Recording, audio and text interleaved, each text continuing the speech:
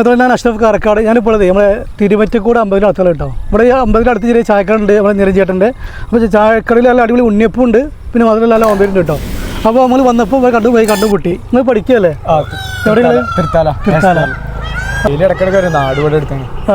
അപ്പോൾ ഈ നാട്ടുമ്പുറവും ഈ ഭംഗി കാണും ചെയ്യാല്ലേ? ഇവിടുത്തെ ഉണ്ണിയപ്പം എങ്ങനെ ഇവിടുത്തെ രക്ഷയില്ലല്ലേ? ഇത് 30 വീട്ടിലുണ്ടാക്കണം, ഇത് വാങ്ങിക്കല്ലേ വേണമല്ലേ? ചില്ലാണ് ഇവിടെ എത്തിയാൽ, അത് രക്ഷയില്ല.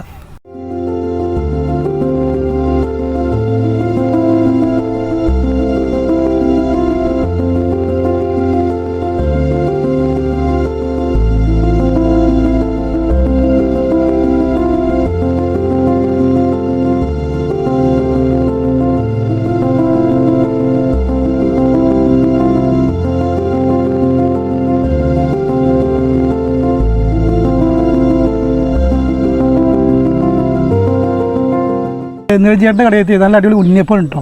ഉണ്ണിയപ്പം ഇത് ഇവിടെ ഉണ്ടാക്കണം അല്ല വീട്ടിൽ നിന്ന് ഉണ്ടാക്കി ഇത് വീട്ടിൽ നിന്ന് ഉണ്ടാക്കിയിട്ട് കൊണ്ടുവന്നല്ലേ? അപ്പോൾ നല്ല ടേസ്റ്റും സോഫ്റ്റും ആണത്. എന്തായാലും പ്രത്യേകത അരിപ്പൊടിയും ഇതൊക്കെ തന്നെ സിമ്പിൾ ആയിട്ടുള്ളതാണ്. നാളികേരത്തിൻ്റെ കഷ്ണങ്ങളും ഒക്കെ ഉണ്ടാക്കിയല്ലേ? നല്ല നാട് കാണാൻ ഭംഗിയാണല്ലേ?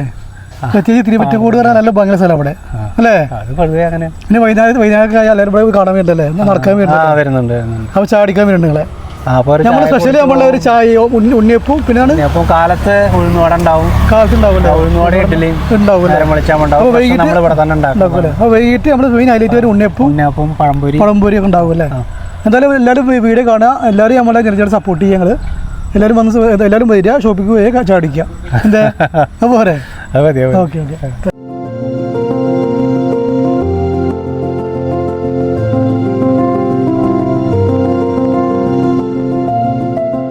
ഇവിടുത്തെ പ്രത്യേകത എന്ന് പറഞ്ഞു കഴിഞ്ഞാൽ കണ്ണെത്താ ദൂരത്ത് പരന്നു കിടക്കുന്ന പാടങ്ങൾ, അതുപോലെ നമ്മുടെ ഓർമ്മയിലൊക്കെ ഉള്ള ആ ഒരു ഗ്രാമീണ വഴികളും വേലികൾ.